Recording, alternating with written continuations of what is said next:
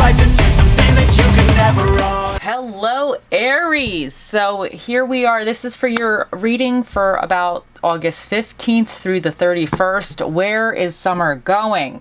But let's see what the cards have for you. Obviously, this is like a general reading, so take what works, and what doesn't work, it just doesn't work. Okay, let's get into it. One card for my Aries, please. One card for my Aries. Okay, Seven of Pentacles. Another card for my Aries, please. Another card for my Aries. Ooh, we got... Hold on. We got the Seven of Swords. And one more card for my Aries, please. One more card for my Aries. One more card for my Aries. Oh, Seven of Cups. Okay. And let me have a reversal for my Aries, please. A reversal for my Aries. So Ace of Pentacles reversed, that came out first. And then I need your recommendations for my Aries. What is recommended for my Aries? Okay, Queen of Pentacles. Okay.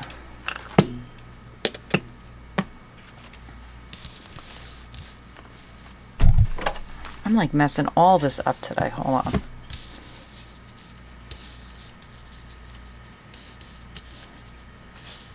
Okay, so first up we have the Seven of Pentacles in your recent past position.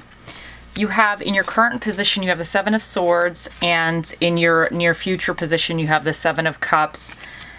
And then we have the Ace of Pentacles in reverse, and the Queen of Pentacles is the recommended outcome. Now you have 3 sevens here. So, and 3 sevens symbolize that you're manifesting. Things are coming to you, but you're going to have to work a little bit harder for it, and it's going to take a little bit of time. But that's a really great sign, first of all, that, you know, good things are happening. So the Seven of Pentacles indicates that you've been working on something, blood, sweat, and tears you've been putting into whatever this is, and you're getting slow results, and you're kind of maybe assessing, should you continue with it? Is it worth continuing with? But it's slow progress, so it could be a little bit frustrating. But the Seven of Swords is all about strategy. Like, it's saying that you need to be a little bit more strategic with what you're doing. So the Seven of Swords is all about being strategic. So you need to kind of, how I'm seeing this is you need to kind of go in a little bit more of a different direction. Like, you're still doing the right thing, but you might need to kind of streamline or figure out how to get results in a different kind of way or quicker. But the Seven of Cups indicates that you're going to have a lot of options, and you're thinking about different options to do. So this could be about daydreaming. This could be about like assessing different ideas and thinking about how could they work out, but the problem with the Seven of Cups is you don't want to ever just stay in this daydreaming. You actually want to try to ground some of those aspects into the practical situation and kind of try some things out. Sometimes you don't know if it's going to work until you try. But the Ace of Pentacles in the challenging position reversed is indicating that you're missing out on some opportunities. You're not really grounding certain things down. You're not pinning it down. Like, you're missing out on a good opportunity. So you need to watch that. And I really feel like that's kind of coming with this like Seven of Cups energy, this kind of like thinking about stuff, you know, because I feel like here, something you've been doing, you're getting slow results. So you might be getting a little frustrated, and then you're going to go into a phase, well, how can I make this work better? Like, how can I hone this skill? How can I figure this out to be more efficient, to get more results quicker? And then I feel like the Seven of Cups is indicating that you're going to be thinking about it, you're going to be daydreaming on it, but within that, the Ace of Pentacles is like, you don't want to stop working on whatever you've been working on, and you don't want to get caught up in this daydreaming of trying to be more strategic with the way you're going to go forward with something. You want to pin something down. You want to try something. You want to continue on with it. And the Queen of Pentacles here is indicating that you just need to come at it with a practical solution. Like, she's very practical. She is probably like one of my favorite queens. She's very practical. She can take something and make it, she could take nothing and make it into something. Like, she kind of figures out the most simplistic ways. So I feel like there may be something very simple that you might be overlooking that is going to help you. She's very good. Like, she's very good with ideas and creating something. Like, she's very, like, I don't want to say basic, because she's not basic, but she boils everything down into a very basic, practical mindset, and then just kind of moves forward with that. So I think this is what you need to do. Whatever you're working on that's kind of giving you a little bit of a headache, through being strategic, you might be kind of, I don't want to say being elaborate with your ideas, but there might be more of a basic idea that you can start out that's going to help you with moving forward. And I think, because sometimes if we get too elaborate with stuff, we can kind of miss out on an opportunity. And I feel like this is almost like you're missing out on a good idea in a sense, or a good opportunity, because you might be getting too elaborate with some of the ideas or concepts that you're working on. So she's just saying, kind of boil it, come back to center with it, boil it down, start with the foundation. Because to me, this is indicating, even though this is reversed, this card is still the Ace of Pentacles, which is about new financial opportunities, or something that is tangible, something that you really want, something good. So you can flip this card right side up. You just need to kind of take it with a more practical approach to it. So I definitely think this is excellent. But let's see what else we get with the rest of the cards. So let's see for my Aries. One card for my Aries, please. One card for my Aries, please. Card for my Aries. Wolf Spirit. Okay. Turn knowledge into wisdom. So that is very interesting. I really think that you might actually have some kind of knowledgeable resource at your disposal. You might already know something, and I feel like that's kind of going with the Queen of Pentacles, because she probably could figure out how to do something the way she's done it once before in a different situation. So you might actually have something that you've experienced or done before that you're not realizing could actually help you with this situation.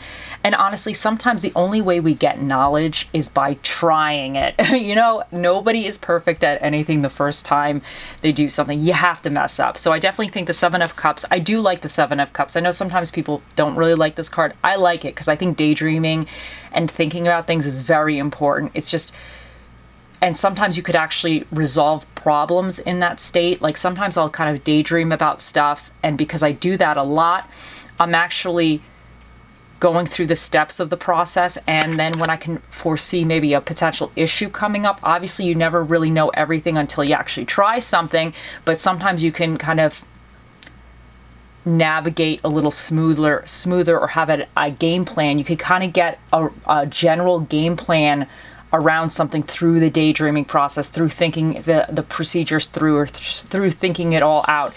But I feel like you really gain knowledge and wisdom once you start putting things into practical application, because that's when you're going to make mistakes. That's when you're going to screw something up. And every mistake that we have is just a learning lesson of how to do it better, or how to not to do it next time. You know, it happens. But I definitely think you going through the process is going to be turning it into wisdom. You're going to be gaining something, and you might actually already know something that you can use from the past, might be helping you through this situation here. So let's see what else we get for you guys.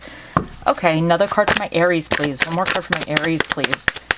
One more card for my Aries. One more card.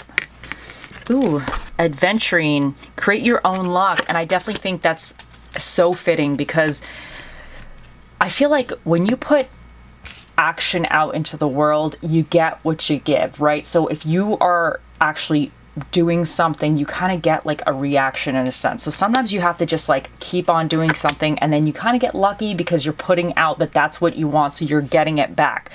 Okay, so you know what? First, let me do this one, and then I'm going to do this little guy here. Okay, one card for my Aries, please. One card for my Aries, please. Okay, so we got, you know what? These all came out, so we're going to take these because these guys have little forgiving and learning. As you release and heal the past, your experience more in love. Let me reread this. I'm sorry, guys. Okay, here we go again. Forgiving and learning. as you release and heal the past, you experience more love in your present moment. So I feel like this is very interesting with the knowledge into wisdom and the whole forgiving and learning. And I feel like sometimes you might be kind of getting down with whatever you're doing. You might not be getting the results that you anticipated. And it could be frustrating. Like you're putting the work in and you are getting some results, but maybe it's not quite as quickly or quite as the way you thought. So I think sometimes we could almost get into this like negative space. So I think this is saying don't be in the negative space. It's going to be fine. You need to figure it out. So, and I think sometimes like things that happened in the past, things that we didn't quite work out or we screwed up on, sometimes that like haunts us in the present. You need to let that go. I know I do that all the time. Sometimes I'll be like, oh man, I can't believe I did that, or I screwed that up or something, and it'll bother me and I'll kind of fixate on something. But sometimes you need to be like, you know what, the hell with it. I tried. I'm human. What do they say? To err is to human, or human is to err, or whatever, like whatever. So it's fine. And I feel like with the release your ex, the time has come to clear your energy. This could be even, like obviously this could be a love reading, but this could be you just need to release the old baggage or the old ways of thinking, or thinking that if you have any negative thought processes that are kind of hindering you within this, you need to release that. So, and then separation, time apart from your partner is on the horizon. Now, the interesting thing with this card is sometimes I think when we take a break from something, we kind of get like a great idea or insight. Like sometimes when you're away from the situation or the problem, your brain is, at least my brain will kind of work on those issues in its own time. And sometimes I'll actually have an idea and I'm like, oh my God, why don't I try doing it this way? And then I will, and it actually works out better. So you might, for whatever this is to you, you might need to take a little time from it in a sense to kind of come up with a little bit more of a strategic way. And sometimes things will just jump into your head at the right time, you know? So, because sometimes I think when we are like too close to a problem, we don't exactly see it. But when we can take a step back and see it from the level up, it's a little bit easier to see like what's happening, you know, or if there's how to fix something. Okay, and let's get a card from here. One card from my Aries, please. One card. Okay, so let's see what these two came out. Okay, the Grim Reaper. The relationship is over. No second chances. Grow and transform your life. Ooh. Oh, okay. So yeah, some of you, it could definitely be because you have this releasing the ex, the separation. Like some of you, it could be like you put a lot of hard work into a relationship. And I mean, this card, I always like to see this positively because like I'm more of a positive person. This card could be also a card of sneakiness. Somebody could be being sneaky. And then the Seven of Cups could be like they're thinking about other people or whatever. Like they're daydreaming or having different options. But so it could indicate like that for some people. But I also think if you're not, this is not necessarily love for everybody.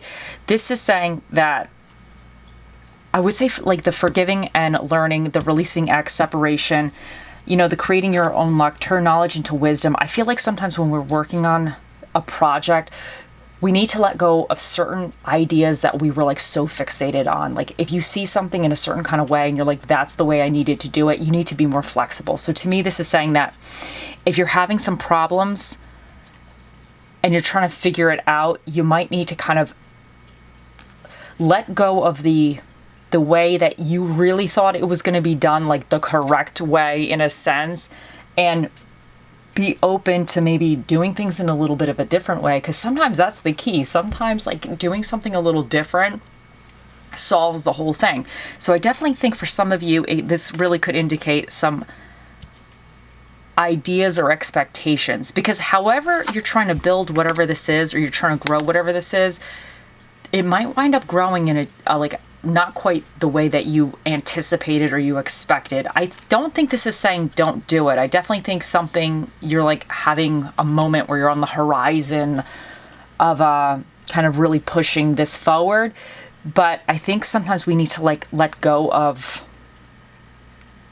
even our fears or our worries or something. So you definitely need to like let go of something because you're transforming. You are moving forward.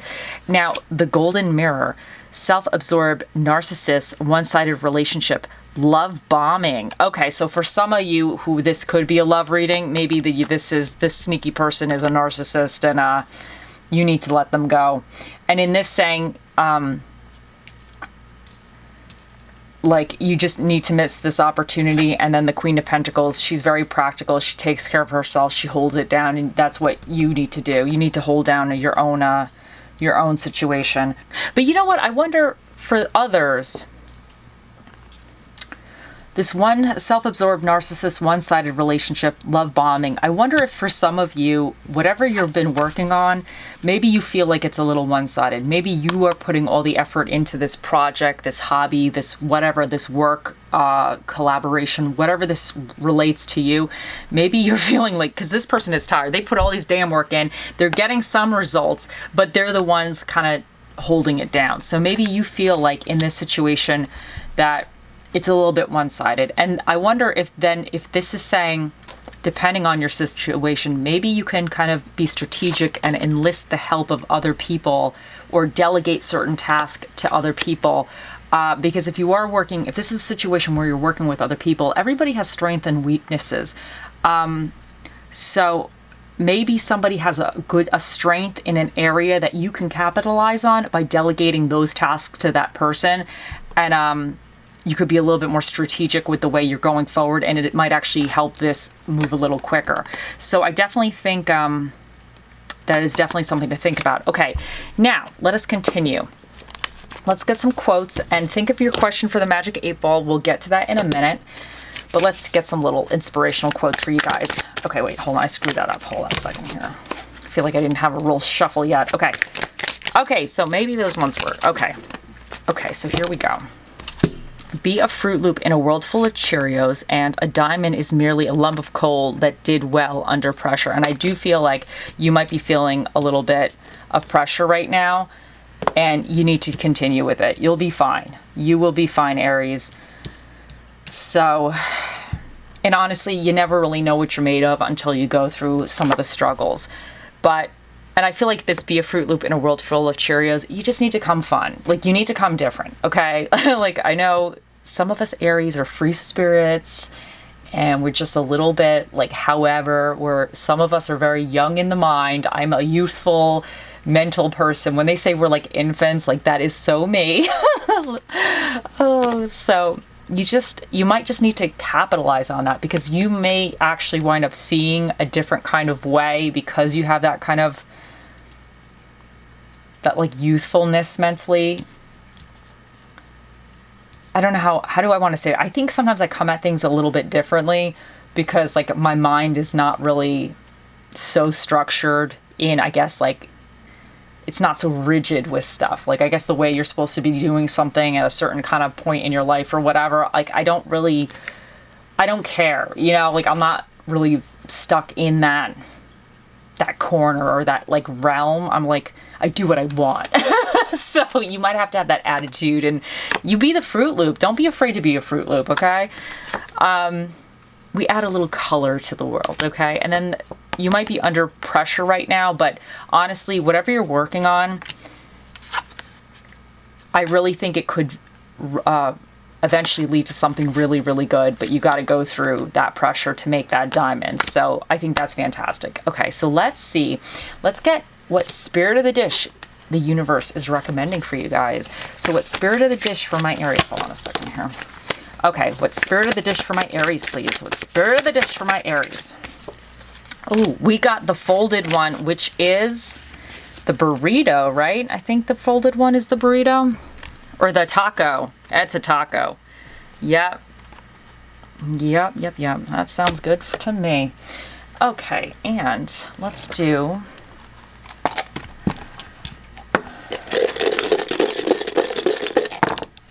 Okay, so we have Sagittarius. And Sagittarius they're like a little bit more free-spirited people. So I think that for some of you, obviously you could be dealing with the Sagittarius, but this could also be saying that you might just need to be like like a little free spirit, you know? They're kind of like free in a sense. They just like, you might have to be a little bit freer.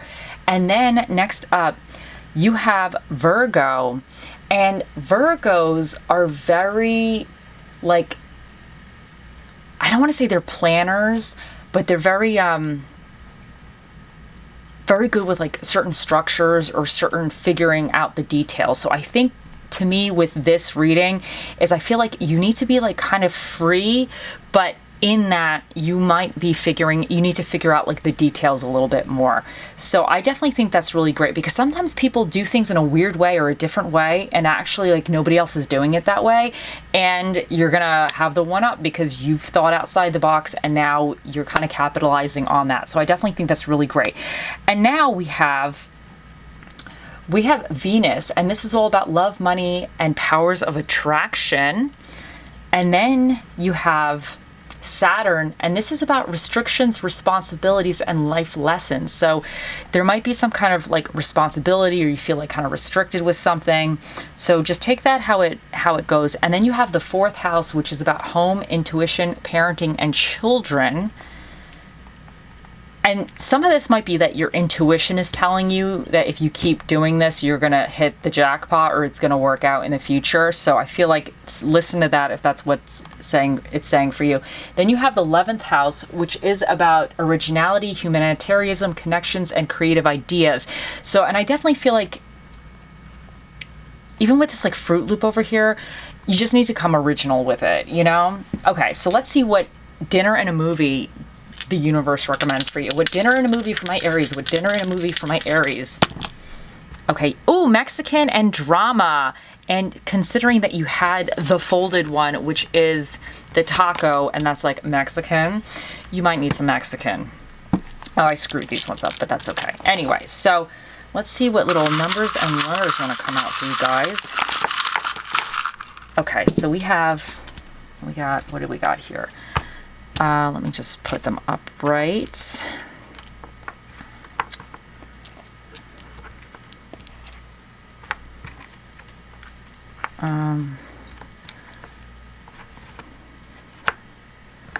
Okay, yeah, I got a lot for you guys today. Just like a lot. Okay. They're all over the place. And then one fell on me too. Where did that one go? I thought one fell on me. Maybe not. Oh, here it is. Yeah, okay. So we have OPTVMMPWGQUEN. And then for the numbers, we have 78548. So there you go. Okay, that screwed that up. Okay. And let's get a little bit one of these. And we have strength and love.